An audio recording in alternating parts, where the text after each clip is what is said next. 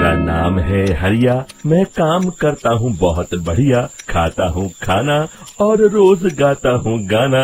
अरे यार, आज तो बहुत देर हो गई। इस खतरनाक जंगल को देखकर तो मेरे हाथ पैर ठंडे हो गए हैं। अगर मैं वक्त पर गांव नहीं पहुंचा तो मालिक बहुत नाराज हो जाएंगे। तभी हरिया को एक आवाज सुनाई देती है। सुनिए हरु जी।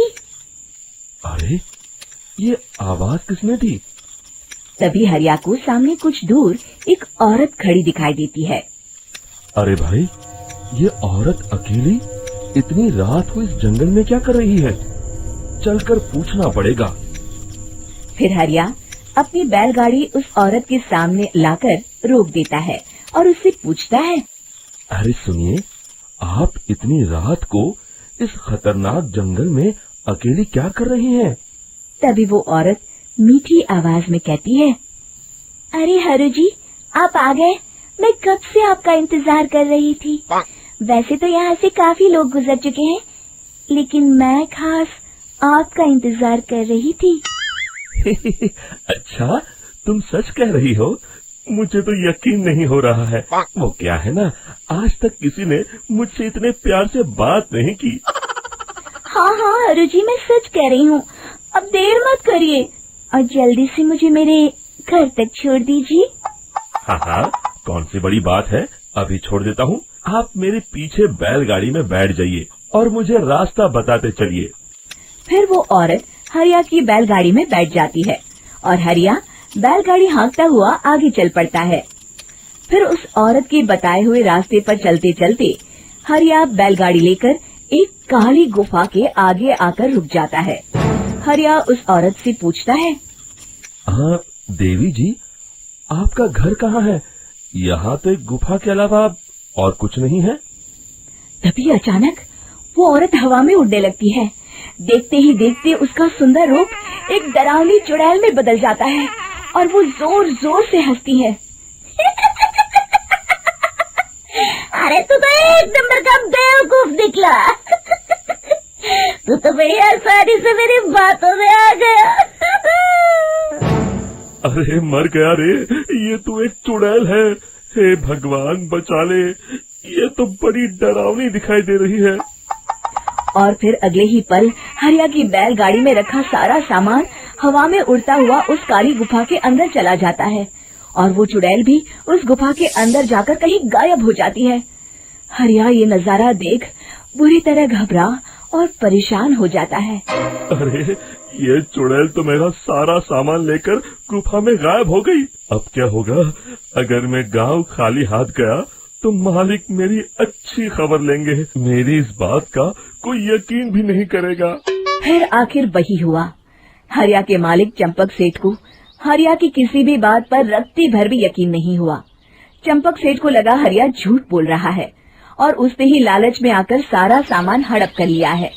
फिर हरिया को बेईमान समझकर चंपक सेठ उसे काम से निकाल देता है। अगले दिन अपनी दुकान में परेशान बैठा चंपक सेठ गुस्से में बड़बड़ाता है। अरे, दुकान में तो सामान बिल्कुल भी नहीं है। अब मुझे ही शहर जाकर सामान लाना होगा। फिर वो अपनी बैलगाड़ी लेकर शहर चला जाता है। शहर से सामान लेकर जब चंपक सेठ वापस गांव लौट रहा होता है, तभी उसे एक आवाज सुनाई देती है। चंपक जी, ओ चंपक जी। अरे, ये तो कोई मेरा नाम लेकर मुझे पुकार रहा है। फिर उस रास्ते में वही औरत खड़ी दिखाई देती है।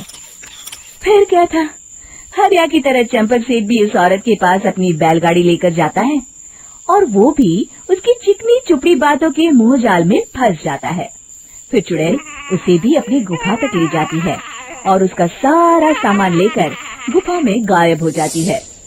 बेचारा चंपक सेठ लाचार होकर खाली हाथ गांव लौट आता है। फिर ये उस जंगल में रोज की बात हो जाती है। जो कोई भी शहर से कुछ लेकर गांव की तरफ लौटता, वो चुड़ैल उसे बेवकूफ बनाकर उसका सारा सामान लेकर गुफा में गायब हो जाती। एक दिन हरिया एक लकड़हारे को उसी जंगल की तरफ जाते हुए देखता है। फिर हरिया उसे रोकते हुए कहता है। अरे भाई, क्यों अपनी मौत को दावत दे रहे हो? मेरी बात मानो, आगे जंगल में मत जाओ वहाँ एक बड़ी भयानक चुड़ैल रहती है। लकड़हारा हरिया की बातों को नजरअंदाज करते हुए कहता है, अरे भाई, मुझे पहले ही बहुत देर हो चुकी है, मुझे जाने दो भाई। शाम तक लकड़ियाँ काट कर शहर के बाजार में बेचना है। तुम अपनी ये कहानी किसी फुर्सत में बैठे इंसान को सुनाओ, मैं तो चला। इतना कहकर लकड़हारा वहाँ से आगे जंगल की तरफ चला जाता है।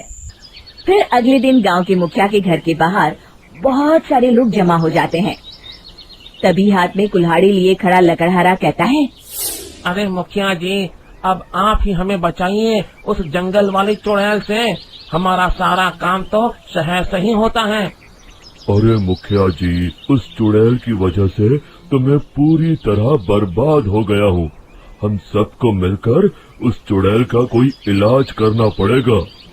तभी भीड़ में खड़ा वीरा कहता है, आप लोग चिंता मत करिए, कल से वो चुड़ैल किसी को नहीं लूट पाएगी। मेरे पास एक बहुत अच्छी तरकीब है। तभी चंपक सेठ उसका मजाक उड़ाते हुए कहता है, अरे तेरा नाम वीरा है तो क्या हुआ? तूने अभी उस चुड़ैल को देखा नहीं है? जाकर अपना काम कर, बड़ा आया। तब मुखिया जी कहते हैं, नहीं नहीं चंपक सेठ, मुझे लगता है हमें इस लड़के को एक मौका देना चाहिए। फिर सभी गांव वाले मुखिया जी की बातों से सहमत हो जाते हैं और वीरा शाम को एक बैलगाड़ी में कुछ सामान लादकर उस जंगल की ओर चल देता है। वीरा, ओ वीरा, कहाँ जा रहा है? तभी वीरा मुड़ के देखता है, वही चुड़ैल एक औरत के रूप में खड़ी है। अरे बहन जी, मैं आपको ही ढूंढ रहा था। देखिए, मैं आपके लिए क्या लाया हूँ। है? अरे वाह, तो खुद मेरे लिए इतना सामान लाया है। तू ही अकेला गांव में समझदार है। जरा देखो, मैं भी खोल के, बड़े भूख लगी है। जैसे ही चुड़ैल उस सामान पर से कपड़ा हटाती है, एक भगवान शिव की तेज रोशनी उसके अंदर मूर्ति से निकलती है और चुड़ैल अपने असली रूप में आकर जलने लगती है। अरे मैं जल रही हूँ, बचाओ! बचाओ! ओम नमः शिवाय, मर गई मैं! देखते ही देखते वो चुड़ैल राख के साथ उड़ जाती है और सभी गांव वाले भी वहां आ जाते हैं। शिक्षा बुराई पे सदा अच्छाई की ही जीत होती है।